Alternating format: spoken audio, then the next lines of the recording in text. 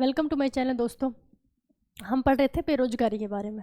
ठीक है, बेरोजगारी के मैंने 6 टाइप आपको बताए थे। क्या पढ़े थे हम? बेरोजगारी। बेरोजगारी, ठीक है। देखो, अगर बेरोजगारी है तो हमारी पर कैपिटा इनकम कम है, क्योंकि वो जो बेचारे बेरोजगार बैठे हैं उनके पास कोई काम नहीं है, तभी तो वो बेरोजगार है। उनके पास अगर काम हो तो हमारी क्या हो जाएगी, उनकी सैलरी होगी तो हमारी पर कैपिटा इनकम मतलब प्रति व्यक्ति आय हमारी बढ़ जाएगी। ठीक है, तो हम कह सकते हैं कि प्रति व्यक्ति आय कम होने का रीज़न क्या है? बेरोजगारी है। ठीक, अब बेरोजगारी के हमने 6 टाइप बताए थे आपको। बेरोजगारी कितने टाइप थे? 6। पहला मैंने पढ़ाया था आपको शिक्षित बेरोजगारी। शिक्षित बेरोजगारी, शिक्षित बेरोजगारी, इसको हम कहते हैं educational unemployment. Educational unemployment. Second number पर कराई थी मैंने आपको शिक्षित के बाद छिपी। पहले मौसमी बताया था, मौसमी। मौसमी बेरोजगारी आप कह सकते हैं सीजनल, सीजनल अनएम्प्लॉयमेंट। ठीक है, थर्ड नंबर पे बताया था छिपी बेरोजगारी। छिपी, इसको कहते हैं प्रच्छन्न भी कहते हैं, प्रच्छन्न बेरोजगारी। इंग्लिश में कहते हैं डिसगुइज्ड।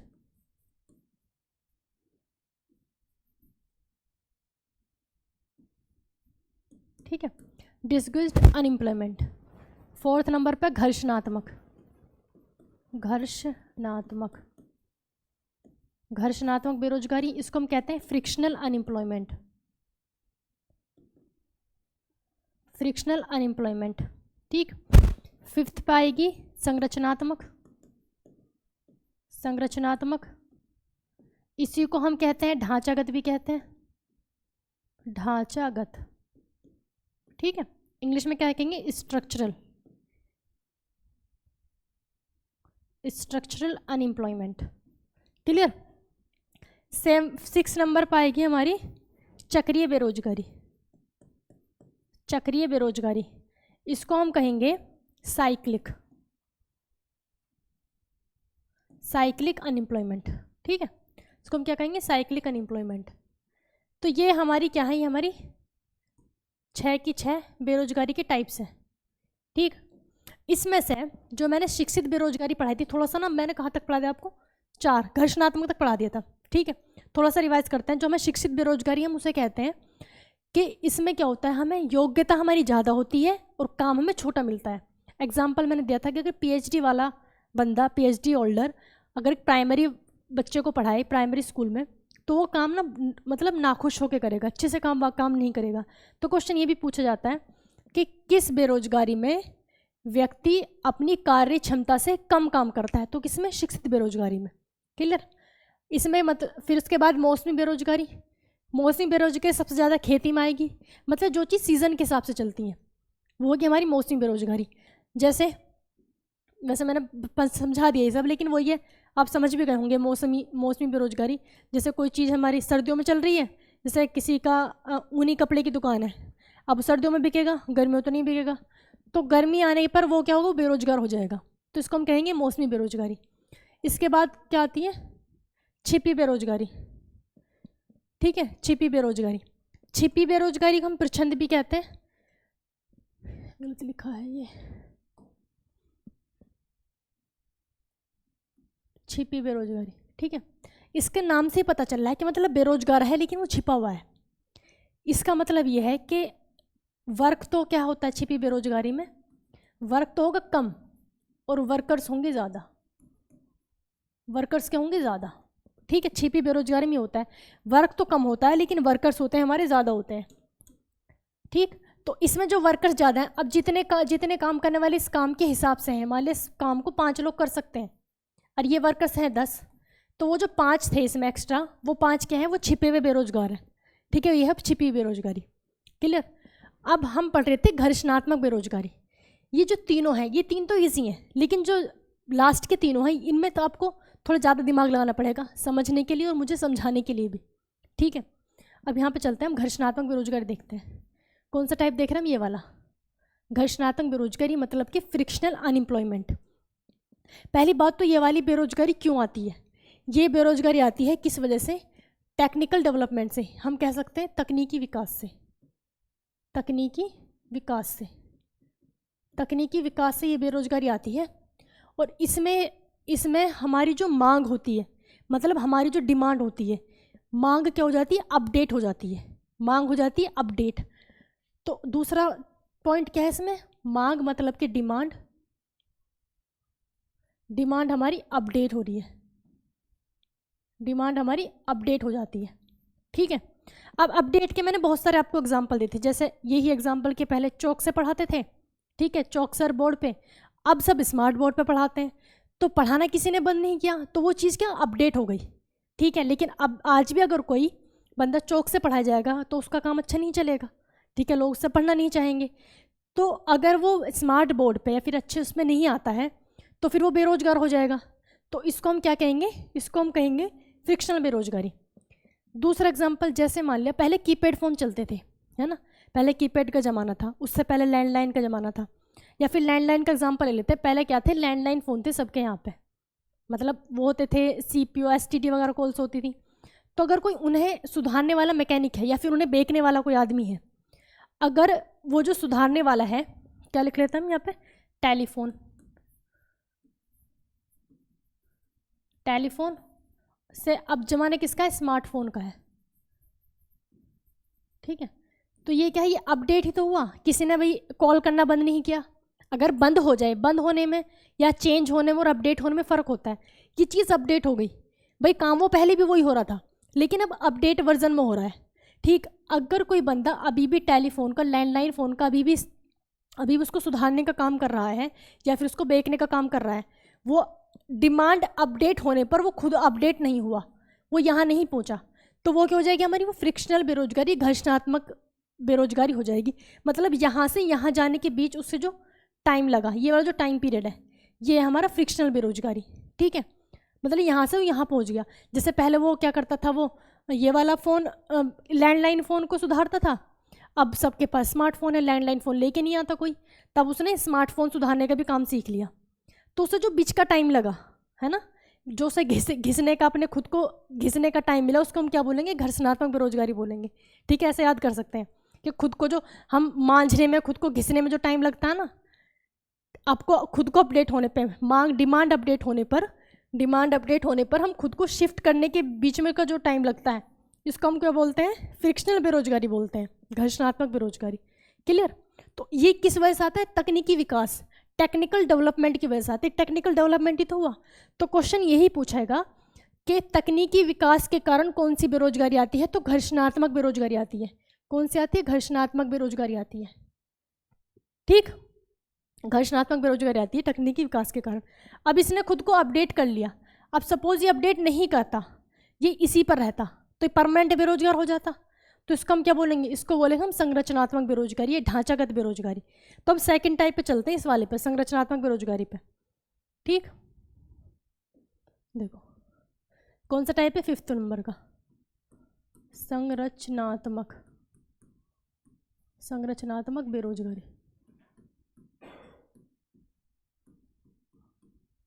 संरचनात्मक बेरोजगारी। ठीक है, इससे ऊपर इन तीनों को एक साथ लिखेंगे। 4th नंबर पर हमने अभी ये भी पढ़ा था, घर्षणात्मक भी पढ़ा था, घर्षणात्मक बेरोजगारी, घर्षणात्मक बेरोजगारी भी पढ़ा था। ठीक, अब इनमें डिफरेंस देखो, यहाँ पे हुआ हमारी जो डिमांड थी, डिमांड हमारी अपडेट हुई, ठीक है, लेकिन यहाँ पे डिमांड हमारी चेंज हो जाती है। डिमांड क्या होती है? चेंज हो जाती है। ठीक है, हमारी जो मांग है वो चेंज हो जाती है, मतलब हम उस चीज़ को नहीं चाहते, हम उसके जैसा कुछ और चाहते हैं, तब कुछ और लेकर आओ। ठीक है, तो यहाँ पे डिमांड चेंज हो जाती है। अब इसका एग्जांपल क्या होगा इस वाले का? जैसे बहुत सारे कपड़ों के स्टाइल है ना, जो पहले चलते थे वो अब नहीं चलते, तो डिमांड चेंज हो गई अब। ठीक, अब डिमांड क्या हो? चेंज होगी, उसमें अपडेट नहीं हुआ, वो चेंज हो गया। जैसे पहले वो चलते अमिताभ की पैंट बेल बॉटम वाली होती थी ना, वो बड़ी सी ऐसे वाली। ठीक, तो अब ये तो नहीं बिकती, तो अगर कोई अभी भी इसको बेचेगा तो पागल है। तो वो क्या है, वो संरचनात्मक बेरोजगारी है। ठीक है, इसमें क्या हो जाता है, हमें डिमांड चेंज हो जाती है। तो यही इसमें सबसे बड़ी मेन बात है कि यहाँ पे तो डिमांड अपडेट होती है, यहाँ डिमांड चेंज हो जाती है, यहाँ डिमांड चेंज हो जाती है स्ट्रक्चरल बेरोजगारी में। या फिर और कोई एग्जांपल जिसमें डिमांड चेंज होगी, चलो कोई एग्जांपल याद आएगा तो बताऊंगी। इसके बाद 6 पर आ जाते हैं। 6 नंबर पे था चक्रीय बेरोजगारी। चक्रीय मतलब कि साइक्लिक, चक्रीय बेरोजगारी, चक्रीय बेरोजगारी। ठीक, अब इसमें है, इसमें हमारी डिमांड खत्म ही हो जाती है, हमारी जो मांग है, मांग समाप्त हो जाती है, क्लोज हो जाती है, खत्म हो जाती है। ठीक है, इसमें खत्म ही हो जाती है। यहाँ एक जगह तो अपडेट हुई, अपडेट हुई तो फ्रिक्शनल बेरोजगारी। अगर हमारी डिमांड होगी चेंज तो संरचनात्मक बेरोजगारी, स्ट्रक्चर। अगर डिमांड हमारी खत्म ही हो गई, अब इसका एग्जांपल जैसे मान लें कोई चीज़ बनने की कोई फैक्ट्री है ना, किसी भी कुछ भी सामान बनने का फैक्ट्री है, अब वो फैक्ट्री ही बंद हो जाए, ठीक है, मतलब डिमांड ही बिल्कुल ख़त्म हो गई तो फैक्ट्री बंद, उसको कोई खरीद ही नहीं रहा, कोई ले ही नहीं रहा, डिमांड मांग उसकी बिल्कुल ख़त्म हो गई तो फैक्ट्री बंद। अब फैक्ट्री बंद होने से, एक फैक्ट्री बंद होने से सोचो कितने सारे लोग बेरोजगार होंगे, और परमानेंट बेरोजगार, ठीक है ना, कितने सारे लोग बेरोजगार होंगे, तो उसे कहते हैं हम चक्रीय बेरोजगारी। मतलब कि हम ये भी कह सकते हैं कि सबसे बड़ी बेरोजगारी कौन सी होती है, चक्रीय बेरोजगारी, जिसमें एक साथ बहुत सारे लोग बेरोजगार होते हैं। ठीक, तो ये क्या हमारी चक्रीय बेरोजगारी है। बहुत सारी कंपनियां इंडिया में बंद भी हो गई हैं, तो ऊपर से लेके मतलब कम मैनेजर से लेके उसके और नीचे वर्कर तक सब बेरोजगार, ठीक है, सब कंपनी में नहीं रहे, तो ये क्या हमारी चक्रीय बेरोजगारी है। अब हमारी जो बेरोजगारी है, बेरोजगारी का आंकड़ा कौन करता है, बेरोजगारी का आंकड़ा जो करता है वो करता है NSSO, बेरोजगारी का आंकड़ा, बेरोजगारी का जो आंकड़ा प्रोवाइड कराता है हमें, वो कराता है हमें NSSO, NSSO, national sample survey office, national sample survey office. ये क्या कराता है हमारा, बेरोजगारी का आंकड़ा प्रस्तुत कराता है, प्लस ये गरीबी का भी कराता है। ठीक है, उसमें हमारे इंडिया में कितने गरीब हैं, कितने गरीब हैं, किस बेस पर वो गरीब हैं, उनके पास ये नहीं है तो वो गरीब होंगे, इतनी सारी चीज़ें हैं तो वो गरीब नहीं होंगे। तो कई सारे ना इसके लेवल हैं गरीबी के, तो हम ना गरीबी पढ़ते हैं हम, पॉवर्टी, क्या कहते हैं इसको, पॉवर्टी, पॉवर्टी। ठीक है, आई होप आपको ये बेरोजगारी का तो समझ आ गया होगा। ठीक है, अगर कोई प्रॉब्लम हो तो आप कमेंट में कह सकते हैं, कोई भी डाउट हो, किसी में भी कोई समझ ना आया हो, ठीक है, और वीडियो को लाइक और शेयर जरूर कर देना अगर आपको अच्छा लगे तो। ठीक है, अब हम क्या पढ़ेंगे, गरीबी पढ़ेंगे, गरीबी।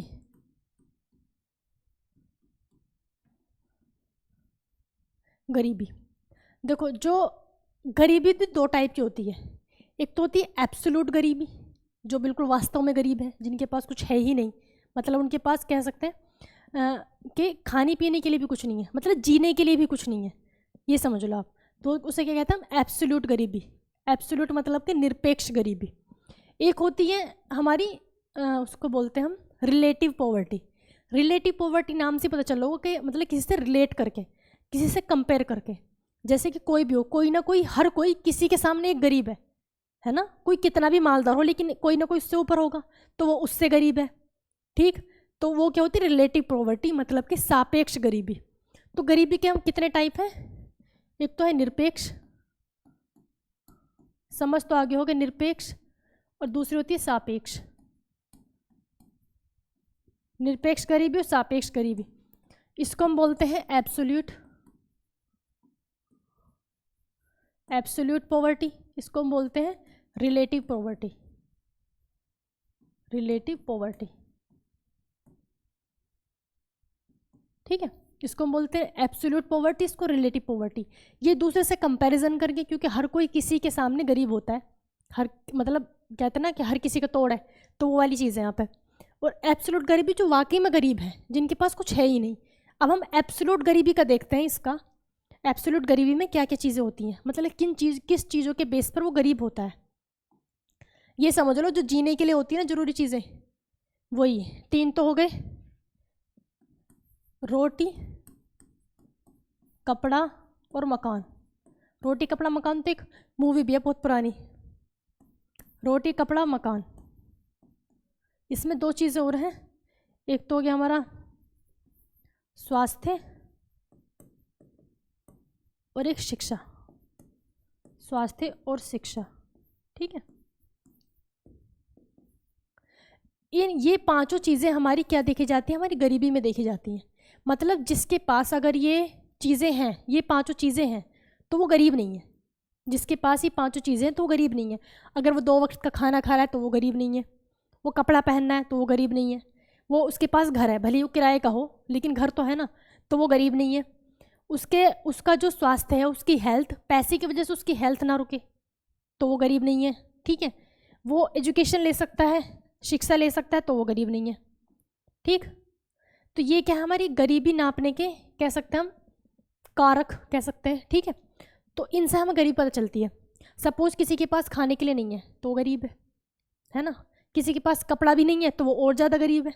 किसी के पास मकान भी नहीं है तो वो महागरीब है। तो इस तरीके से, ठीक है, मतलब इनमें से अगर एक चीज़ भी आपके पास नहीं है तो आप क्या होंगे, आप गरीब होंगे। अगर ये पांचों चीज़ें हैं तो आप गरीब नहीं हैं। ठीक, ये पांचों चीज़ें हैं तो आप गरीब नहीं हैं। और इंडिया में गरीबी बहुत बड़ी चीज़ है, बहुत ज़्यादा लोग, मतलब ये समझ लो कि 70 करोड़ लोग इंडिया में आज भी गरीब हैं। 70 करोड़ लोग इंडिया में आज भी क्या है, गरीब है। क्लियर। अब एक तो हो गया ये कि मतलब जिसके पास ये नहीं होगा तो वो गरीब है। लेकिन एक मेथड आता है, उसे हम कहते हैं कैलोरी विधि। मतलब उससे भी हम गरीबी का पता लगाते हैं। क्या आता है वो, कैलोरी विधि। ये तो समझ आ गया कि जिसके पास ये चीज़ें हैं तो वो गरीब नहीं है, इनमें से कोई भी एक चीज़ नहीं है तो वो गरीब है, भले ही वो कितना भी हो, मतलब वो थोड़ा सा हो। ठीक है, जैसे मकान की बात आ गई तो मकान चाहे वो किराए को हो लेकिन घर होना चाहिए उसके पास। ठीक, तो गरीबी नापने के 2-3 विधियाँ और हैं। एक तो है कैलोरी विधि। कैलोरी विधि, कैलोरी विधि, ये कैलोरी विधि लेकर आया हमारा योजना आयोग।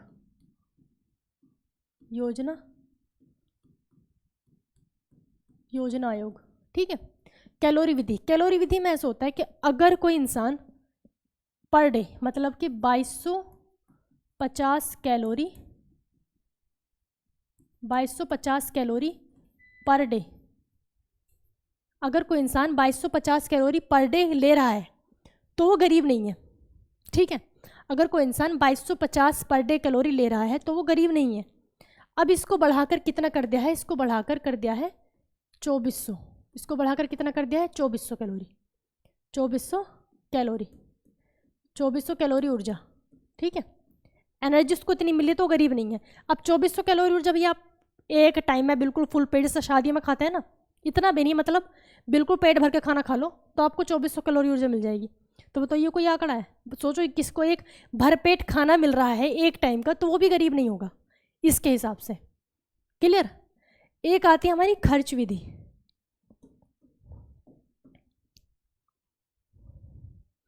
एक है हमारी कौन सी, खर्च विधि। खर्च विधि, ठीक है, खर्च विधि में क्या है कि अगर कोई इंसान 33 रुपये पर डे खर्च कर दे, मतलब कि ये जो खर्च विधि बताई गई है ये बताई गई है पर आदमी, क्या कहे, मतलब इंडिविजुअली, मतलब एक इंसान के लिए, फैमिली के लिए नहीं, एक इंसान के लिए। ठीक है, तो इसमें कहा गया है अगर कोई इंसान 33 रुपये पर डे, ठीक है, 33 रुपये पर डे खर्च करे, 33 रुपये पर डे वो खर्च कर दे तो वो गरीब नहीं है। और ये 33 रुपये भी कहाँ, शहर में, शहर में रहकर 33 रुपये खर्च कर दे तो गरीब नहीं है।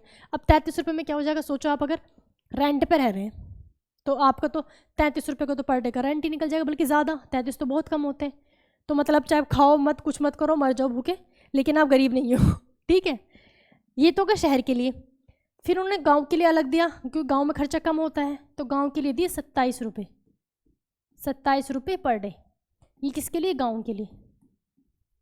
अगर वो शहर में रह के 33 रुपये पर डे खर्च करता है कोई इंसान तो वो गरीब नहीं है। अगर गांव में रह के 27 रुपये पर डे खर्च करता है तो वो गरीब नहीं है। और ये आंकड़ा दिया हमें किसने, तेंदुलकर समिति ने। किसने बनाए, तेंदुलकर समिति। ठीक है, ये तेंदुलकर समिति ने 2005 में, ठीक है। ये आंकड़ा किसने बनाया? तेंदुलकर समिति ने 2005 में। अब सोचो 33 रुपये 27 रुपये तो बहुत बहुत ज़्यादा कम है। अब इसको थोड़ा सा अपडेट कर दिया, दूसरी समिति आती है, उसका नाम है रंगराजन समिति। रंगराजन समिति ने थोड़े से पैसे बढ़ा दिए बस, और कुछ नहीं किया, ठीक है। अब दूसरा कौन आया? रंगराजन समिति, उसने किया, कौन सा था यार, देखो,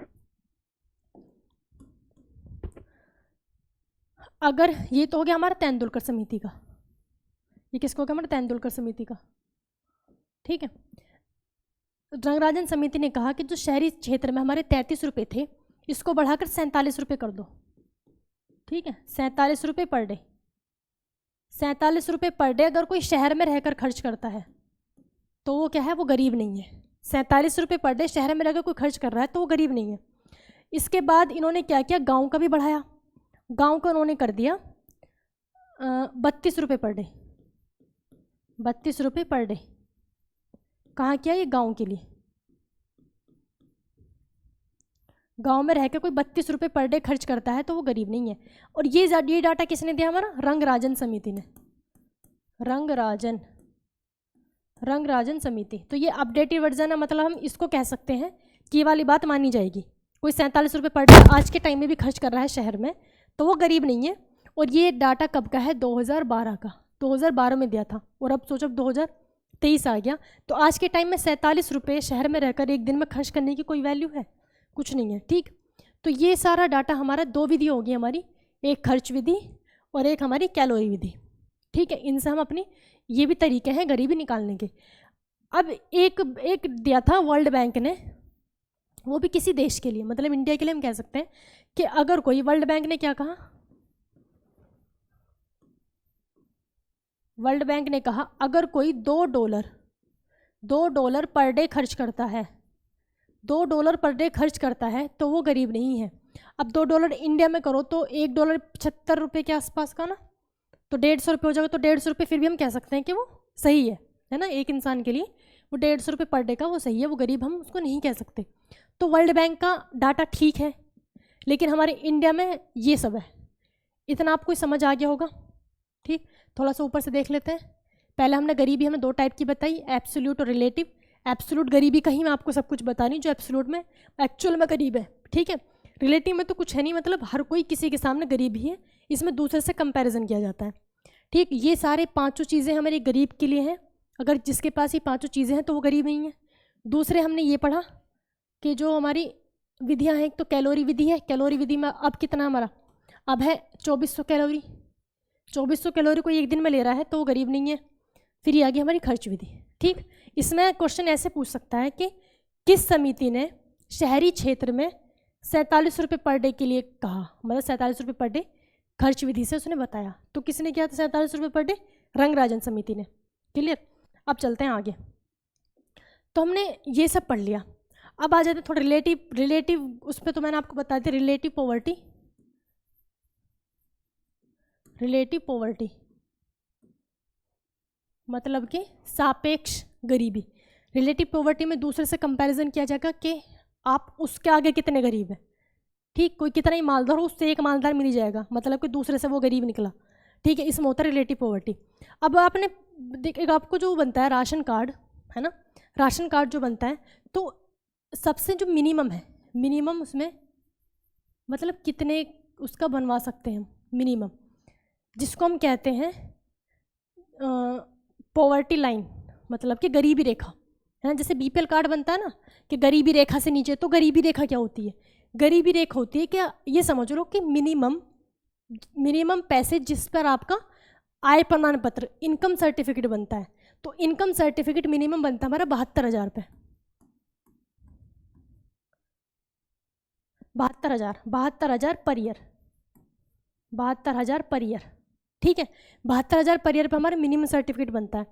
मिनिमम सर्टिफिकेट मतलब कि इनकम सर्टिफिकेट बनता है इतने, उस पर 72,000 पर डे, इससे कम का नहीं हो सकता, ठीक। अब 72,000 पर डे को अगर हम मंथली करें, 12 से डिवाइड करेंगे, 6 टाइम्स 6,000, मतलब 6,000 मंथली, 6,000 हो गया मंथली, ठीक। 6,000 हो गया मंथली। तो हम कह सकते हैं कि 6,000 तो मंथली, 6,000 मंथली और 72,000 सालाना, ये हो गया हमारा पर ईयर का और ये हो गया हमारा पर मंथ का। ठीक, तो ये जो लाइन है, ये जो लाइन है, इस लाइन को हम क्या कहेंगे? इसको कहेंगे पॉवर्टी लाइन। इसको हम क्या कहेंगे? Poverty line. पॉवर्टी लाइन मतलब कि गरीबी रेखा। क्या कहेंगे इसको? गरीबी रेखा। गरीबी रेखा। ठीक, अब कुछ की तो इनकम होगी इससे ऊपर, इससे ऊपर होगी, कुछ की इनकम होगी इससे नीचे, कुछ की होगी इसके इक्वल। ठीक है, जो इक्वल होगी वो भी हम नीचे ही मानेंगे क्योंकि ऊपर तो है नहीं। ठीक, तो कुछ की इनकम क्या होगी? इससे अबाव, कुछ की क्या होगी? इससे अबाव, और कुछ की होगी इससे पॉवर्टी लाइन से बिलो, इससे बिलो होगी। ठीक है, तो जो ऊपर वाले होंगे तो उसको क्या बोलेंगे हम? Above poverty line. क्या बन जाएगा? होगी APL, अबव पॉवर्टी लाइन, मतलब कि उनकी इनकम 72,000 पर ईयर से ज़्यादा है, अबव पॉवर्टी लाइन। और जो नीचे होगी क्या हो जाएगा? वो BPL, बिलो पॉवर्टी लाइन, जिसको हम बोलते हैं गरीबी रेखा से नीचे। तो ये जो BPL कार्ड बनता है ये उन्हीं का बनता है जो वास्तव में एक्चुअल में गरीब है। वैसे तो मतलब रिश्वत वगैरह देके तो सब हो जाता है, लेकिन BPL कार्ड वो होता है जो इस वाली रेखा से, जिनकी सैलरी मतलब जिनका इनकम इससे कम है, और ये तो पूरी फैमिली की निकल जाती है, पर ईयर तो मतलब इंडिविजुअली नहीं होती, पूरी फैमिली की इनकम इससे कम है, तो पॉवर्टी लाइन से कम है तो उसको हम क्या बोलेंगे? Below poverty line. इससे ऊपर है तो क्या बोलेंगे? Above poverty line. क्लियर? अब इसके बाद जो हमने बताया था कि गरीबी से रिलेटेड, मैंने आपको NSSO बताया था जो गरीबी और बेरोजगारी का आंकड़ा देता है। क्या बताया था? NSSO। ठीक है, एक और चीज़ होती है जो गरीबी का आंकड़ा देती है, उसको बोलते हैं हम लॉरेंज वक्र। लॉरेंज वक्र, वक्र या फिर कर्व। एक होता है गिनी गुणांक, गिनी गुणांक, गिनी गुणांक कह लो या फिर गिनी कोफिशिएंट। गुणांक को कोफिशिएंट कहते हैं, वक्र को कर्व कहते हैं, तो लॉरेंज कर्व हो जाएगा। तो ये तीनों ही चीज़ें किसका आंकड़ा देती हैं? गरीबी का देती हैं। क्लियर? तो ये भी पूछा जा सकता है कि गरीबी का आंकड़ा इनमें से क्या देता है। तो कल हम नेक्स्ट वीडियो में लॉरेंज वक्र और गिनी गुणांक मतलब इनके बारे में पढ़ेंगे। ठीक है, थैंक यू दोस्तों, वीडियो को लाइक और शेयर कर देना।